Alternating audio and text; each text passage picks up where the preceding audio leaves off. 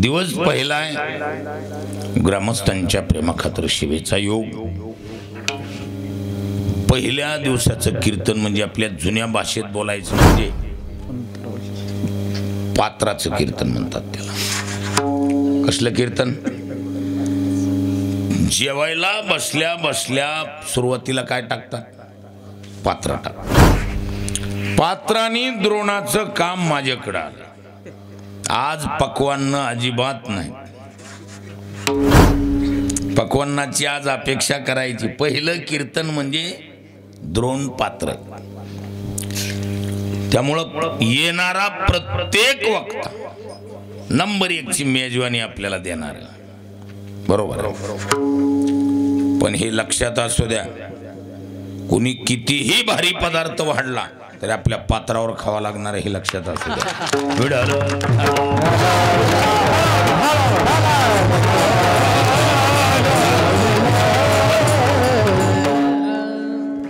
चिंतनातला अभंग मला वाटते बहुतेक भजनी मंडळाच्या किती टक्के? 100%। अहो ऐकणाराच्या देखील बहुतेकाच्या हा अभंग पाठातला आहे। जवळजवळ सर्वांच्या परिचयाचा अभंग आहे। संत श्रेष्ठ जगद्गुरु तुकोबरायांचा 4 चरणाचा सरळपंथी रूपावळी नावाच्या प्रकरणातील असून या अभंगाद्वारे तुकोबराय आपल्या आवडीचं ध्यान चक्रात्मक सांगतात।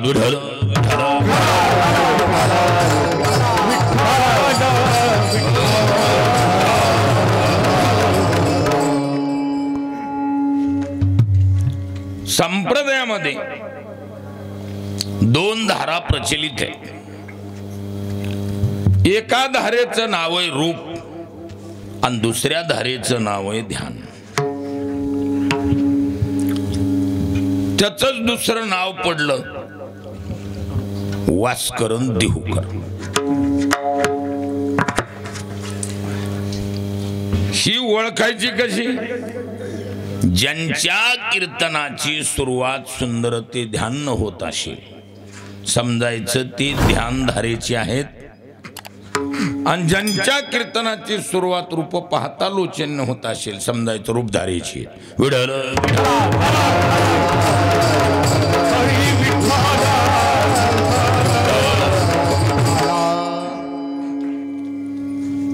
ध्यानवाल्याचं म्हणणं आहे ध्यान अगोदर आहे, आणि रूपवाल्याचं म्हणणं आहे रूप अगोदर आहे। रूपावाल्याचं म्हणणं असं आहे रूपच नाही तर ध्यान कशाचं, बरोबर की नाही? पण ध्यानवाल्याचं म्हणणं आहे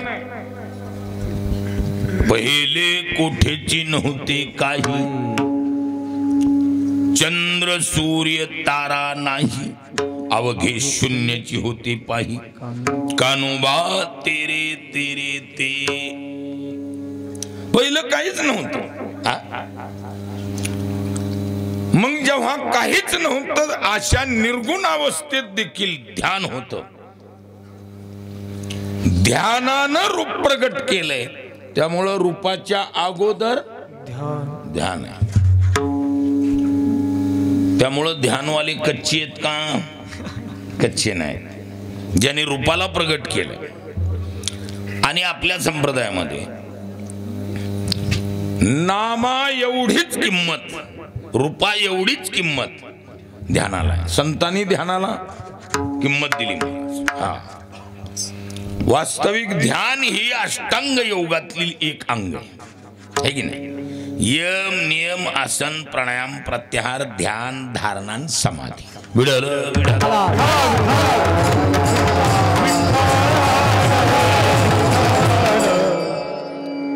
ध्यान एक गोंडस साधन आहे। ध्यान काय आहे? एक गोंडस साधन आहे। ध्यान शब्दाचा अर्थ सांगतो म्हणजे आपल्या लक्षात येईल। ध्यान कशाला म्हणतात? धीयते अनेन यत्त ध्यानम किमनम ध्यानम। ध्यान हा नपुंसकलिंगी शब्द आहे। विढल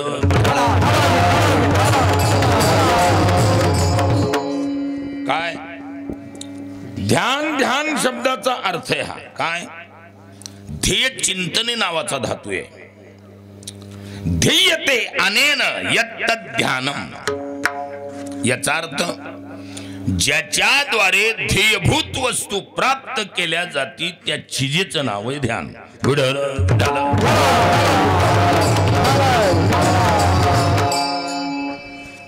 मग कुणाला कुणाचं का असना काय ती जिनू काम तिनू था लक्षात आलं का कारण ज्याचं त्याचं ध्यान स्वतंत्र आहे का प्रत्येकाचं सर्वसारखंच आहे नाही आणि ध्यानाची कॅटेगरी ही ध्येयभूत वस्तूवर अवलंबून असते लक्षात येईल का कुणावर ध्येयभूत वस्तू किंबहुना ज्याचं ध्यान करतोय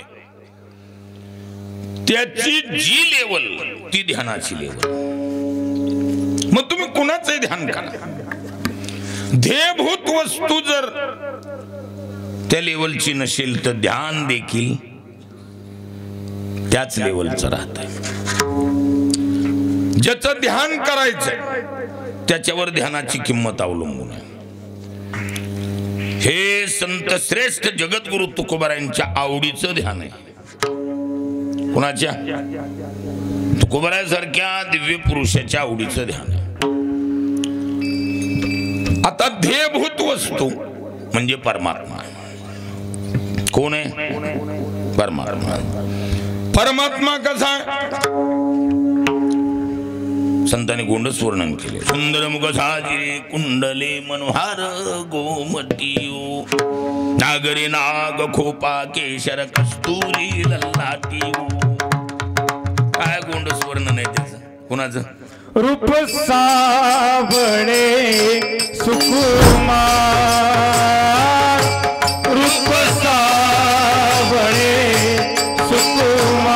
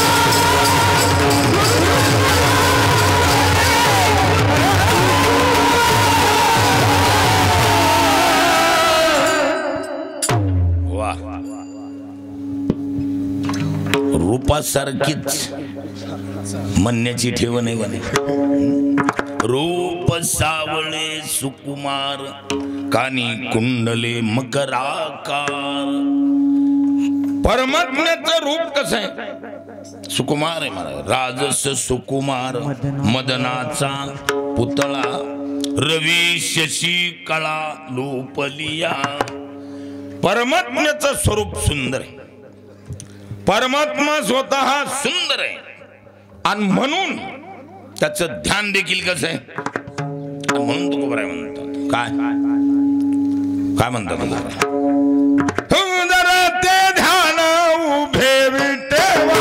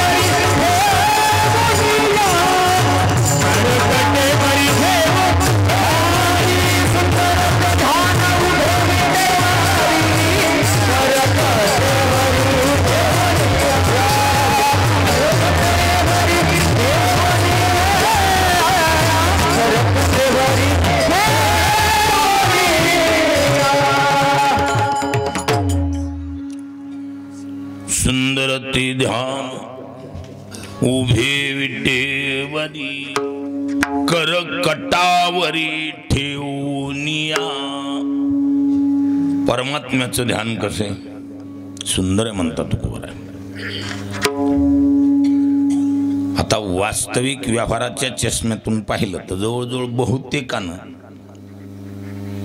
पंढरपूरच्या पांडुरंगाची मूर्ती पाहिली. कशी आहे मूर्ती? काळी आहे का सावळी आहे का गोरी आहे? खरं बोलायचं. पहिल्यांदा आलो म्हणून काय झालं? हा खरं बोलायचं. पांडुरंगाची मूर्ती कसली? अहो काळी मूर्ती ना. खोटं कशाला बोलायचं? कसली मूर्ती? हा ठाईचाची काळा अनादी बहु काळा म्हणून वेदा चाळा लावी लागे माये. तो परमात्मा कलर न कसा आहे? काळा. काळा आणि सुंदर फिटिंग आहे. काळा कलर आणि सुंदर बसते का बजेट? नाही नाही.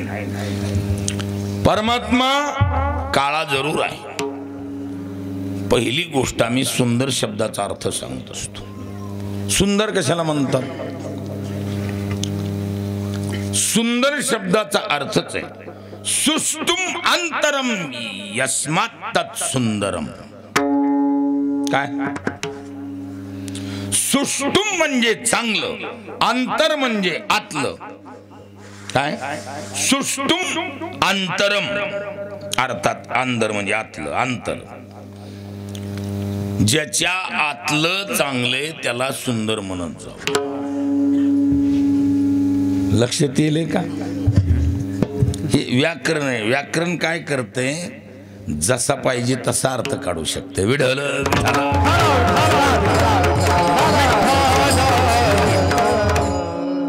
याला व्याकरण शास्त्रामध्ये बहुव्रीही समास म्हणतात. कसला समास? बहुव्रीही समास. बहुव्रीही.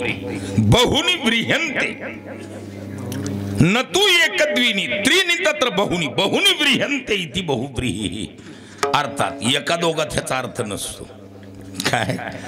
सुष्टुम मध्ये बी अंतर नाही आणि अंतरला बी घेणं देणं नाही.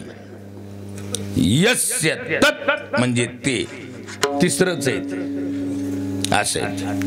अर्थात सुष्टुम अंतरम यस्य तत् सुंदरम.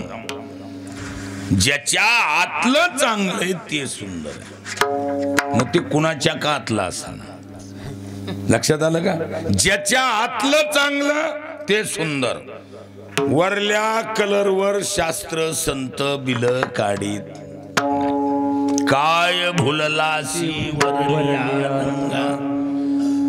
वरल्या कलरवर बिल नाहीत महाराज. आतलं चांगलं असावं लागते.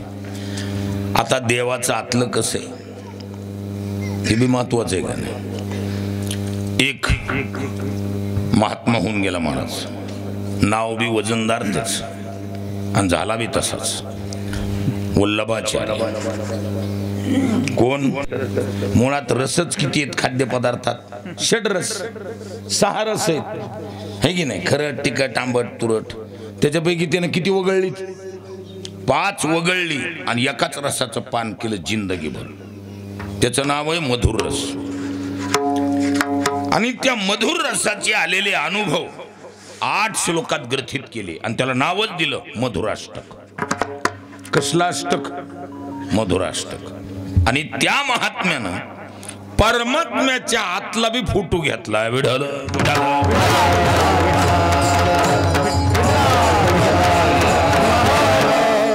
काय म्हणतोय तो महात्मा वल्लभ? ऐका. अधरम मधुरम वदनम मधुरम नयनम मधुरम हसितम मधुरम हृदयम मधुरम गमनम मधुरम मधुराधिपतेरखिलम मधुरम. हृदयम मधुरम हा तुकडा आपल्यासाठी महत्वाचा आहे. काय मधुरम? हृदयम मधुरम. परमात्म्याचं हृदय मधुर आहे, गोड आहे. आपलं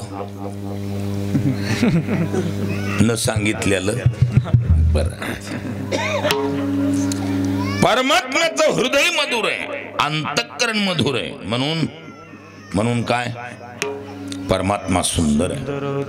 आणि चांगलं किंवा वाईट हे त्याच्याहून ठरविलं जाते. कशावरून? परिणामावरून.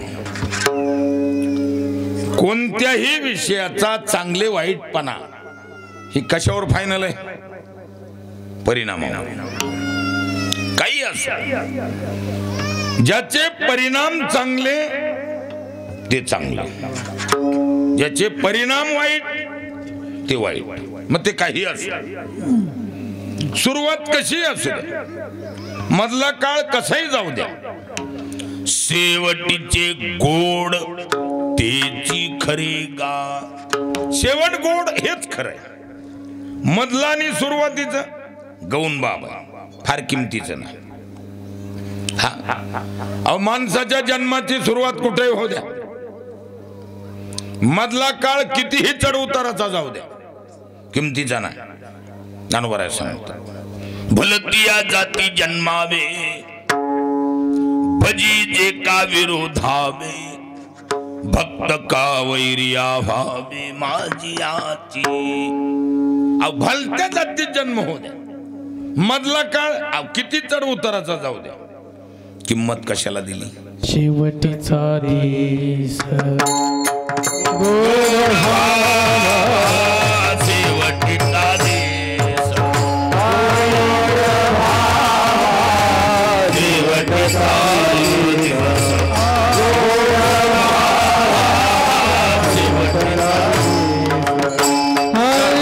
साठी केला होता चहास,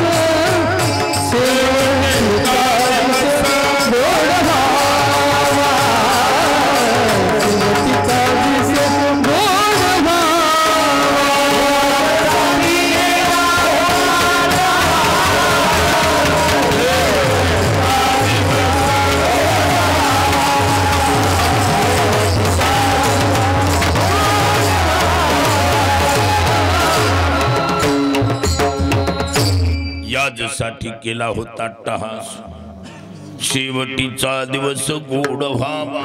शेवट गोड होणं किमतीचं, आवश्यक तो शेवट, आणि ये रावगी खटपट. क्या बात. बुडणे खोटे पावता थडी,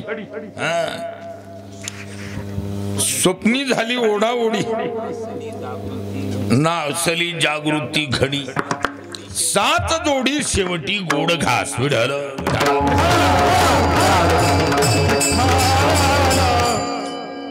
म्हणजे बिल कशावर आहे? परिणामावर. तुम्ही काही करा, परिणाम चांगले ते चांगले, ज्याच्या ध्यानाचे परिणाम चांगले ते ध्यान चांगलं. देवाच्या ध्यानाचे आणि आपल्या ध्यानातच फरक बघा. जीवानं जीवाचा अथवा जीवानं जडाचं जर ध्यान केलं त्याचे परिणाम, कारण ध्यान चांगलं किंवा वाईट हे कशावरून ठरवायचं? शाबास, परिणामावरून ठरवायचं. जीवानं जीवाचा अथवा जीवानं जर जडाचं ध्यान केलं त्याचे परिणाम सांगत असताना दुसऱ्यात फार सुंदर विषय आहे. ध्यायतो विषयान् पुंसस् संगास्ते शूपजायते, संगात समजायते कामात क्रोधो अभिजायते, क्रोधात भवति सम्मोहस् सम्मोहात् स्मृति विभ्रमा, स्मृति भ्रंशात् बुद्धिनाशो, आणि बुद्धिनाशात प्रणश्यति.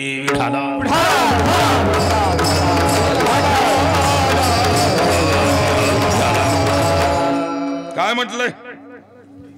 पुंसस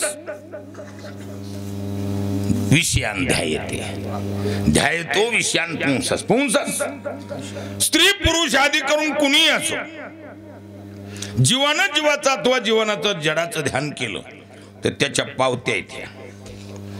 काय ज्ञानोबा म्हणतात, जरी अंतःकरणी विषय स्मरती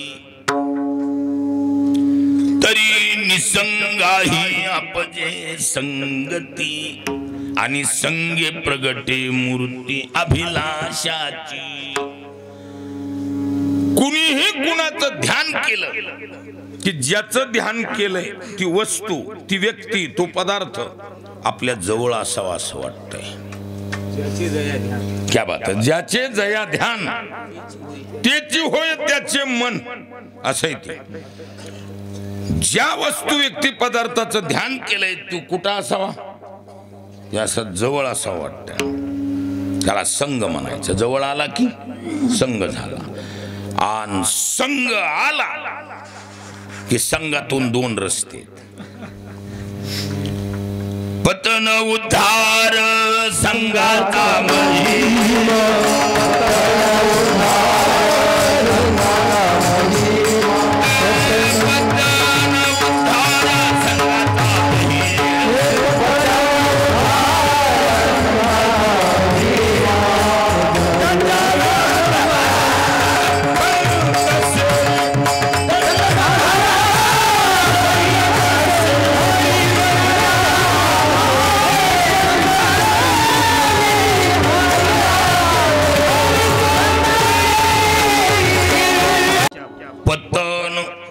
उद्धार संघाचा महिमा.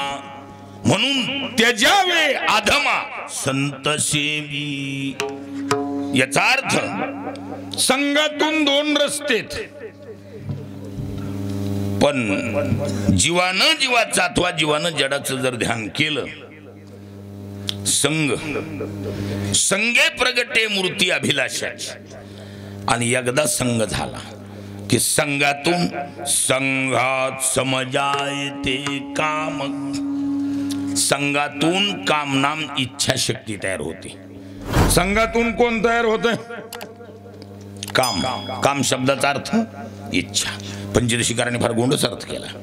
अहंकार चिदात्मानी वेके कृत्या विवेकतः इदम मे स्यात् इदम मे स्यात् इति इच्छा काम शब्दितः.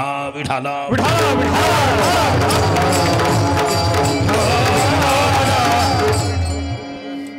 इदम एष्यात दिदम एष्यात. हे मला हवंय, ते मला हवंय. ईशु इच्छायाम. आणि इति इच्छा काम शब्दितः. या इच्छा शक्तीचंच नाव काय आहे? काम. आणि तो काम कोणत्याच अंगानं चांगलं नाही महाराज. एकतर पूर्ण झाला तो लोभ येणार. इच्छा पूर्ण झाली तर पुन्हा पुन्हा मिळावा हा लोभ तयार होणार. आणि काम जर अपूर्ण राहिला तर त्याचा धाकटा भाऊ कोण? क्रोध. कामाची अपूर्णते क्रोधाची आगटी खवळते. काम अपूर्ण राहिला तर क्रोध. म्हणून कामात क्रोधो अभिजायते. क्रोधात. आणि क्रोध कुठेही निघाला एकटा जात नाही. कोण? क्रोध कुठेही निघू द्या. फिरायला जाऊ द्या, भेटीला जाऊ द्या, चहा पाण्याला जाऊ द्या. कोण? हा, ती एकटा जातच नाही महाराज. मोहाला बरोबर घेऊन जाते. कुणाला? मोहाला. आणि मोहाचा खानदानी धंदा एकच आहे, माणसाला मोहित करणं. मग माणसं म्हणतात ना, काय कुठाना केला रे, हे काय नशिबाला आणलंय. आणि मग माणूस कबूल जबाब देतोय, रागाच्या भरात मला कळलं. त्या रागाच्या भराचं नाव आहे मोह. विढाल.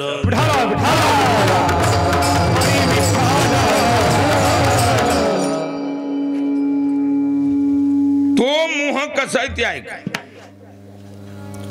मुळात ही मोह नावाचं जे तुकडे ही जातीवंत पिकाचं तुकडे महाराज.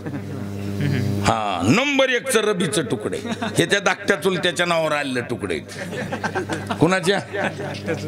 ह्या कामाच्या आणि क्रोधाच्या. धाकटा चुलता कोण? ह्याच्या धाकट्या चुलत्याचं नाव तमोगुण. ह्याच्या थोरल्या चुलत्याचं नाव सत्वगुण. आणि ह्याच्या बापाचं नाव रजोगुण. कामयेश क्रोधयेश रजो गुण समुद्भवा.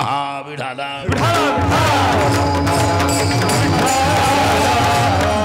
ज्ञानोबा म्हणतात ही कुणाची पोर आहेत? हे रजास्तव झाले. काय कुणापासून झाली ती पोर? हे रजास्तव झाले परी तमासी पडियंते भले आणि तेने निज पद यादी दले प्रमाद मोह विठाला.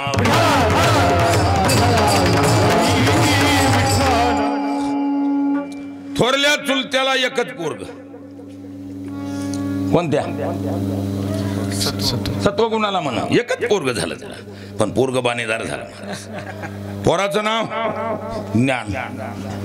सत्वात समजायते ज्ञानम. सत्वात ज्ञानम समजायते जनी प्रादुर्भावे. विढल विठाल. सत्वगुणाला एकच पोरग झालं त्याचं नाव ज्ञान.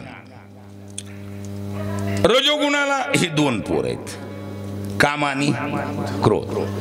आणि धाकट्याला लग्न झालं पण त्याला लेकरू बाळ झालं नाही महाराज. खरं काय सांगायला, हा त्याला संततीच नाही. हा म्हणजे माहिती असं तुम्हाला ते. मग आता धाकट्या भावाची इस्टेट उग कोऱ्या कुत्र्याची धन करण्यापेक्षा आघावाची आघावालाच मिळावं का दुसऱ्याला? बरोबर आहे की नाही? त्या धाकट्या चुलत्याला मधव्या भावाची लेकरं दोन्ही बी आवडली महाराज. आणि जी आवडली त्याच्या हवाली करते माणूस इस्टेट. ही दोन्ही पोरं त्यांच्या खानदानीचं नाव कमविणारी निघाली. कोण कोण? काम आणि क्रोध. हा नंबर 1 ची कार्यकर्ते निघाली. साऱ्या जगावर ह्यांचं बंड पसरलं. ययाचे बंड जगावरी. सबंध जगावर ह्यांनी दहशत निर्माण केली. त्याच्यामुळे ह्या धाकट्या चुलत्याला ती दोघं बी लेकरं आवडली महाराज. पुतणी त्यानं काय केलं, ही रबीचे जे 2 तुकडे आहेत, एकाचं नाव आहे प्रमाद आणि दुसऱ्याचं नाव आहे मोह. ही दोन्ही रबीचे तुकडे दोन्ही पोराच्या म्हणजे पुतण्याच्या नावावर करून टाकले. काय करायचे म्हणलं आपल्याला? प्रमाद दिला कामाला आणि मोह दिला क्रोधाला. म्हणून क्रोध कुठं बी निघाला की मोह घेऊन निघतो.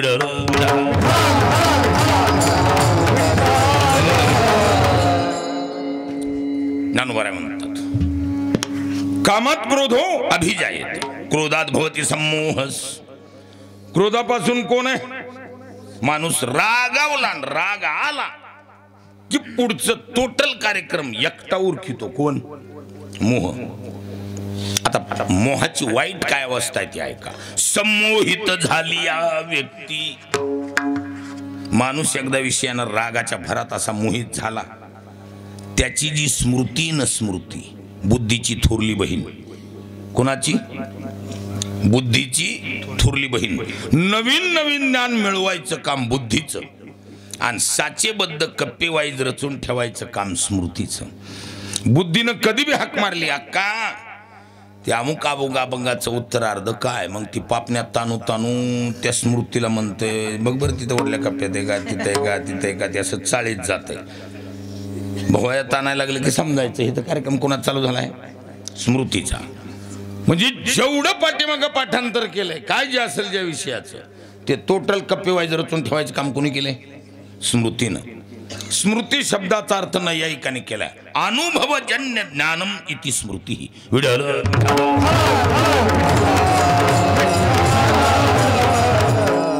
पाठीमागं आलेले अनेक अनुभव वेगवेगळ्या विषयाचे ते जिवंत ठेवायचं काम कोण करायले? स्मृती करत असते. आणि हा मोह ज्याला बी येऊन भिडल तो मोह पहिला वाईट काम करीत असेल तर त्याचं नाव आहे स्मृतिभ्रंश. जेवढी जेवढी माणसं मोहित झालीत, आपल्या गावठी भाषेत सांगतो, कोणत्या का होईना हिरवळीला रमलीत, त्यांची स्मृती टिकत नसते.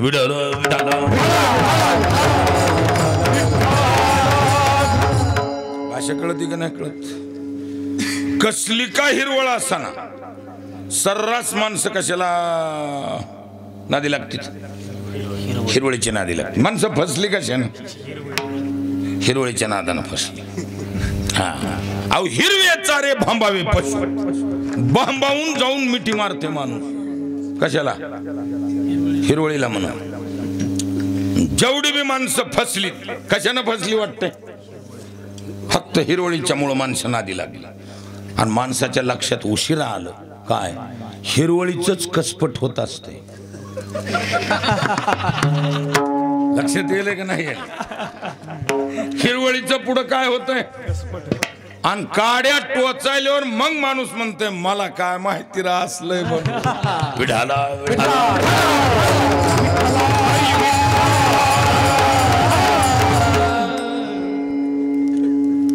कोणत्या का हिरवळीत रमना रमला ते समजायचं त्याची स्मृती राहत. हा दानोबा सांगतात संमोहित झाली या व्यक्ती नाश पावे स्मृती कशाप्रमाणे चंडवातेन ज्योती आहात जैसी. वारा वेगाचा लागून दिवा विजावा ज्योत विजून जावी तशी मोहित झालेल्या व्यक्तीची स्मृती नष्ट होत असते.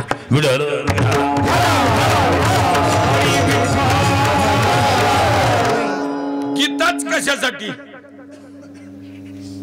काय अर्जुनाला जी गीता सांगितली कशासाठी सांगितली? फक्त अर्जुनाला काय झालता? मोह झालता ना. बर स्वतः भगवान सांगतात देखे मोह धरिलिया ऐसे होईल. कशाचा विधारा? देखे मोह धरिलिया ऐसे होईल आस्ती प्रतिष्ठा जाईल आणि परलोकही अंतरेल अहिकेशी. विढाला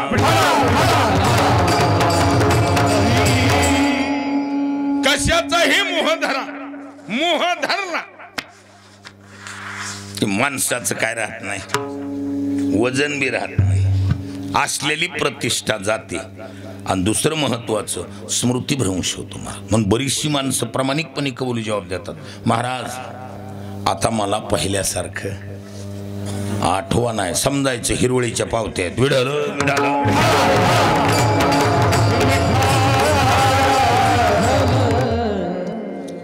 कारण नाश पावे स्मृती आणि एकदा माणसाची स्मृती नष्ट झाली की महाराज त्या स्मृतीची धाकटी बहीण बुद्धी बुद्धी येऊन बघती आतल्या वडीत माझी बहीण गेली आतापर्यंत केलेलं पाठपाठांतर सर्वच्या सर्व तिच्या हवाली केलं.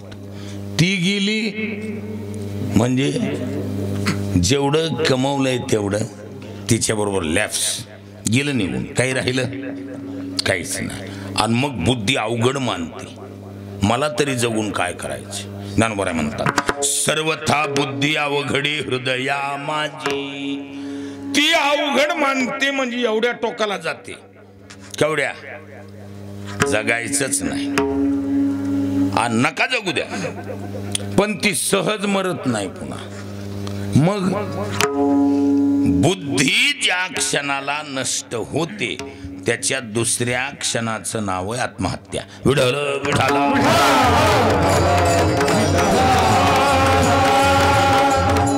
लक्षात येईल का नाही येईल? काय बुद्धी नाशात प्रणश्यती केवलम न तु नश्यती. केवळ नष्ट होत नाही केवळ मरत नाही उपसर्ग लावलाय त्याला कोणता केवलम न तु नश्यती मग प्रकर्षेण नश्यती इति प्रणश्यती.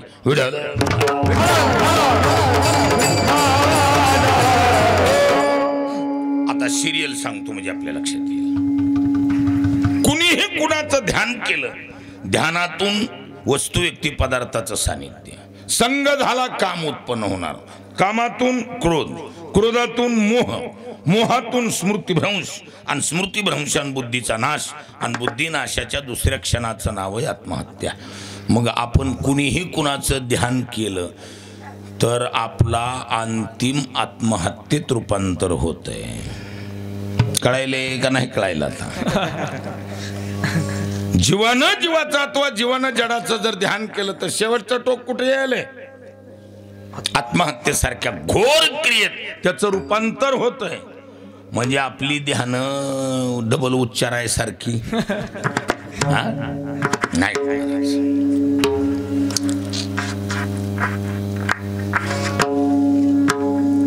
आपली ध्यान उच्चारायसारखी आहेत का? नाही. हा देवाचं ध्यान कसं आहे त्याचे परिणाम ध्यानी ध्याता पंढरी राया मना सहित पालन काया मना सहित पालन काया मना सहित पालन काया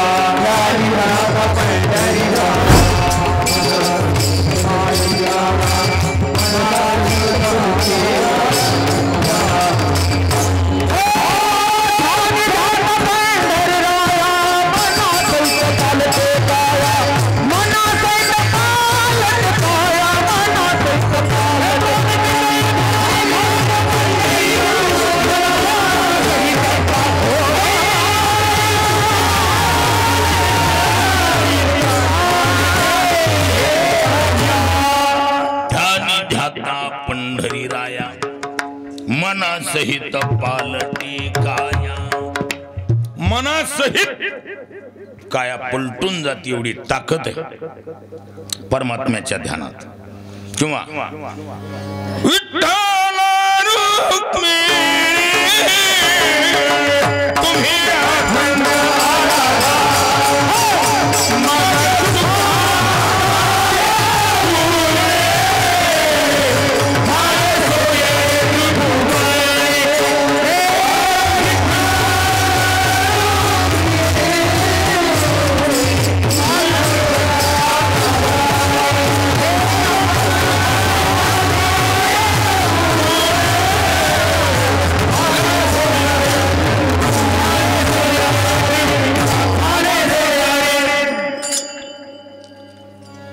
विठ्ठल रुक्मिणी तुम्ही अखंडाना ध्यानी मग सुखा काय उनी अंछाले सोयरे त्रिभुवनी कुणी जगात विरोधक राहत नाही सारं जगत सोयर होत ही ताकद परमात्म्याच्या ध्यानाची ताकद हा म्हणजे याचा अर्थ त्याच्या ध्यानाचे परिणाम मग सुखा काय मना सहित पालटे काया ही ताकद त्याच्या ध्यानात आहे म्हणून त्याचं ध्यान कसे सुंदर ते ध्यान म्हणून ते ध्यान सुंदर आहे कारण त्याचे परिणाम कसे चांगले कोणतं ध्यान सुंदर आहे तिथं शब्द वापरलाय उभे विटेवरी जे विटेवर उभा आहे ते पहिली गोष्ट विटेवर जे उभा आहे ती कसं आहे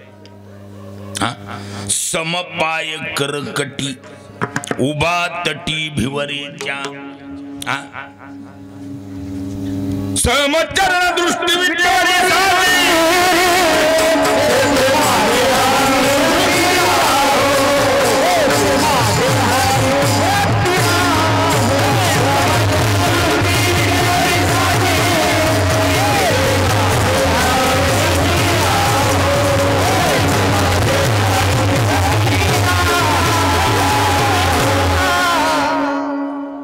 समचरण दृष्टी विटेवरी साजिरी तेथे माझी हरी वृत्ती राहो परमात्म्याची विशेष आहे त्याचे चरण सम आणि दृष्टी सम जगात ही एकमेव आहे जगात ही एकमेव आहे महाराज जगात म्हणून उदंड पाहिले उदंड ऐकिले उदंड वर्णिले ऐसी चंद्रभागा ऐसे भीमातीर ऐसा विटेवर जगातच असला नाही महाराज कुठे बी जा अहो राम जरी असला मर्यादा पुरुषोत्तम जरी असला तर दर्शनीय नाही काय राम मर्यादा पुरुषोत्तम आहे दर्शनीय नाही महाराज कसं आहे अहो समजा एखादा माणूस म्हणला महाराज थांबा थांबा पाया पडू दे हां चल घे दर्शन ही स्टाईल आहे दर्शनाची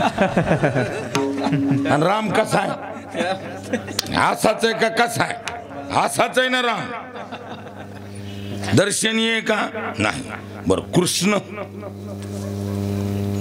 कृष्ण देखणं आहे आकर्षक आहे सर्व बाजू त्याच्यात चांगल्या माणसाचं मन चित्त खेचून घेतो हे ताकद आहे कृष्ण शब्दाचा अर्थच आहे काय आज समंतात कर्षती इति कृष्ण किम नाम कृष्ण मूळ धातूच आहे कृष्ण आकर्षणे आज समंतात कर्षती इति कृष्ण विठ्ठल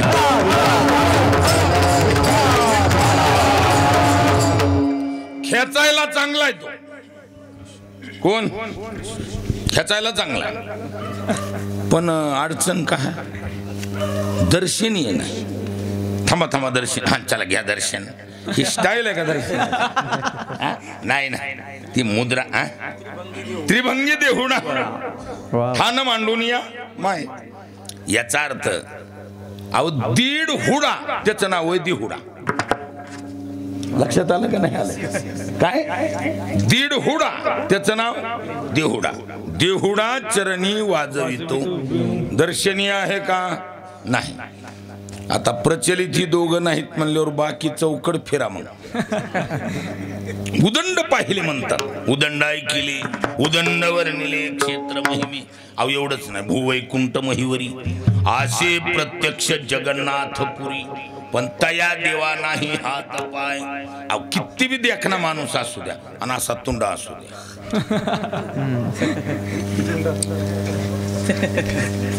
हातही नाही तर पाय नाही. त्या तया देवा नाही हात पाय. त्या जगन्नाथाला काय नाही, हातही नाही पाय नाही, असा देव आहे असा. किती बी पावडर लावलं तरी मोसम धरतय काही. विढाला विढाला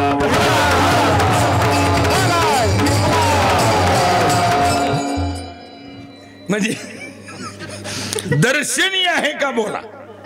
दर्शन करण्यासाठी जी अपेक्षित आहे ती नाही. म्हणून समपाय करकट. त्याचे पाय कसे आहेत? समान आहेत महाराज. चरण सम, हा मागं नाही पुढं नाही इकडे तिकडे नाही, समान पाय. आणि दर्शन घेताना माणसं नेमकं काय करावं लागते? पाय. माणसं म्हणतात ना महाराज पाय जोडा लेकर दर्शन घेईल. म्हणजे दर्शन करत असताना पाय काय करावं लागते? आणि देवाची कशी आहेत? बरोबर जोडलेली. चरण सम दर्शनीय मूर्ती. आणि दुसरं महत्वाचं, कधी कधी काय असतं, माणूस असं पाय जरी जोडले आणि हात उघडल्यावर काय समजा पाय घ्या दर्शन, काय दर्शन घेतोय का दर्शन? नाही ना. म्हणून हात कुठं? कमरेवर. आणि कधी कधी काय होते, असे लहान लहान लेकरू इतकी चॅप्टर आहेत महाराज. घरातली शानी माणसं मध्ये, ए बाळा महाराजांचं दर्शन घ्यावं. कुठल्या बी लेकराला पाया पडाया नाहीच. ती इतकं बिलिंदर आहे महाराज. कुठलं बी लेकरू पहिलं मॉडेल बघणार कसलंय दर्शनीय का नाही. त्या महाराजाचा त्या व्यक्तीचा चेहरा बघणार आणि चेहऱ्यावर बिल काढणार दर्शन घ्यासारखं आहे का नाही. लय बिलिंदर लेकर. पहिला चेहरा दर्शन घे म्हणलं की वर बघणार.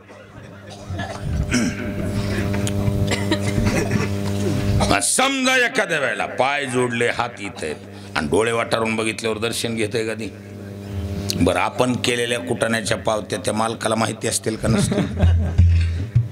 नाही. आपण जी काही कमी जास्त असेल, आता कशाला कोणाचं उचकायचं उगच नसलेलं. आपल्याकडून काही कमी जास्त झालंय का? झालं नाही? झालं का नाही झालं? काही कमी जास्त झालंय का नाही झालं? हो झालं का नाही झालं? इथं कोणाला बी नाही सांगितलं तरी न सांगता तुम्हा कळू येते अंत. विश्वंभर परिहाराची नाही परिहाराची काम, जाणे अंतरीचे राम. तो जाणतोय सर्व. म्हणून आपण काही केलेल्या कुटाण्याच्या पावत्या त्याला माहिती आहेत. जरी माणूस तिथं गरीब वानवळा गाईच्या मुखवट्यानं दर्शन घ्यायला गेला, गरीब वानवळ्यानं, तरी झालेल्या कुटाण्याच्या पावत्या त्याला माहिती असल्यावर डोळे वाटारील का नाही वाटारायचा? पण ती बी करू नये. म्हणून चरण सम दृष्टी सम. नजरेनं बी त्यानं कुणाकडे बघता कामा नये. ही त्याची गोंडस मुद्रा आहे. नजरेनं सुद्धा बिलकुल नाही. वक्र दृष्टी केल्यावर सुद्धा त्याच्याकडे जाणं कठीण होईल. पण त्याची नजर नासाग्र दृष्टी म्हणतात. पांडुरंगाची दोन्ही डोळ्याची नजर नाकाच्या शेंड्यावर आहे, त्याला नासाग्र दृष्टी म्हणतात.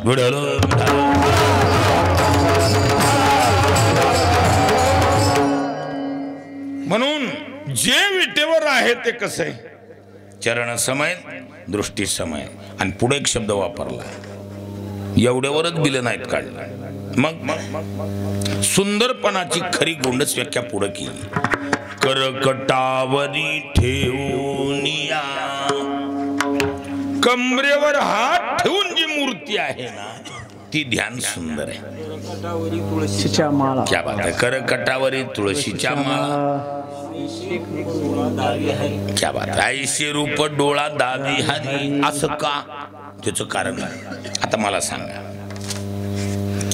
जसे आपले आगाव साहेब आहेत, प्रमोदजी आहेत, एक शिष्टाचार म्हणून माणसं कशी बसलेली आहेत अशी वजन होतं. नाही नाही तसंच बसायला पाहिजे. नाही नाही नाही नाही तसंच बसावं लागतं. तुम्ही घाबरू नका. ती हायती मुद्रा सोडू नका. नाही असं बसणं म्हणजे विवेकानंद. तुम्ही विवेकानंदाचा कुठलाही फोटो असा हात सोडून जास्त माहिती नाही. सर्रास फोटो कसे आहेत त्यांचे असे. आणि ही अशी हात बांधून वजनात वाटतंय का नाही बोला. कमरेवर हात ठेवणं वजनात वाटतंय का असं हात बांधून?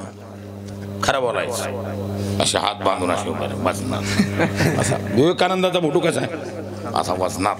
असे हात बांधून जी वजन आहे ती कमरावर हात ठेव. बरं कमरावर माणूस हात कधी ठेवते? लक्षात आलं का? गळालं माणूस की माणूस म्हणते काय लय पळालो पण म्हणावं तसं झालं नाही. विडाला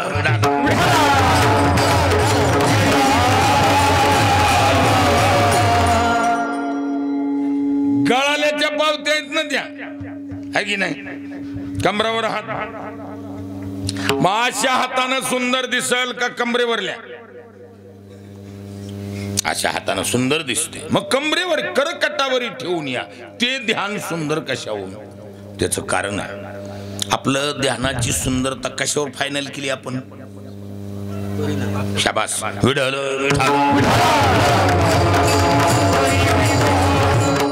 कशावर फायनल केलंय? परिणामावर फायनल केले महाराज. हा, कमरेवर हात ठेवलेलं ध्यान सुंदर असण्याचं कारण म्हटलंय. काय कारण आहे? आद्य जगद्गुरु शंकराचार्यांनी गोंडस वर्णन केले. पांडुरंग अष्टकाच्या 3ऱ्या श्लोकात म्हटले, प्रमाणम भवाब्धिरिदं मामकानं नितंबकराभ्यां धृतोयेन तस्मात् विधातुर्व सत्ये धृतो नाभिकोशा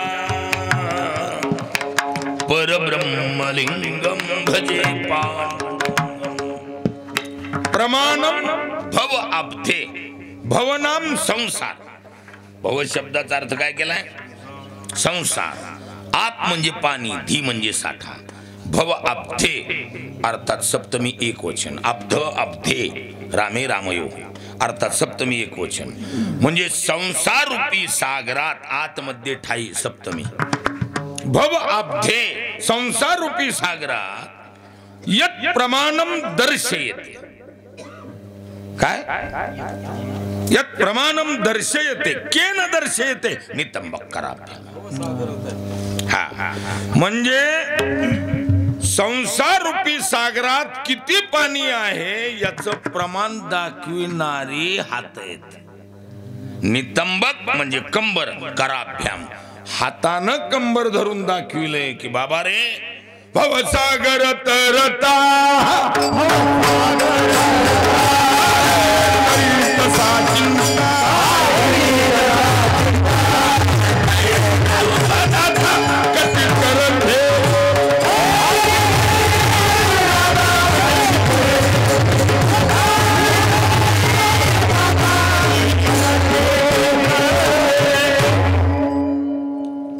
भवसागर तरता कार्य करी तसा चिंता कारण पहिलं उभा दाता कटी कर ठेवोनी जघन प्रमाण दावीत. काय? परमात्मा कमरेवर हात ठेवून काय करायला? संसार रूपी सागरात तरुण जाणाऱ्या साधकाला दिलासा द्यायला. घाबरू नका, कमरे इतकंच पाणी. ही दिलासा देणारी मुद्रा आहे. ही दिलासा देणारी मुद्रा विचार करा. पावसाळ्याचे दिवस आहेत. नवीन पाहुणा गावाला आलाय आणि गावाच्या कडीला वडा आहे आणि वेगानं पाणी वाहायला. आणि नदीच्या पलकड पाहुणा अलकडल्या माणसाला विचारतो, ओ पाणी किती, कुठं, कसं काय? ती जर असा हात बांधून आणि वजनात बोलायला लागला तर काही फायदा होईल का त्याचा? त्यानं काय म्हणावं लागेल? गुडघ्या इतके, मांड्या इतके, कमरा इतके किंवा इकून. ही मुद्रा त्या दृष्टीनं कशी आहे? संसार रूपी सागरातून तणूर जाणाऱ्या साधकासाठी ही मुद्रा दिलासा देणारी, म्हणून ती त्याच्यासाठी ते ध्यान सुंदर आहे. लक्षात आलं? म्हणून सुंदर ते ध्यान. एवढंच आहे का सुंदरपणाची परिभाषा? नाही नाही, तुकोबाराय म्हणले एवढंच नाही. मग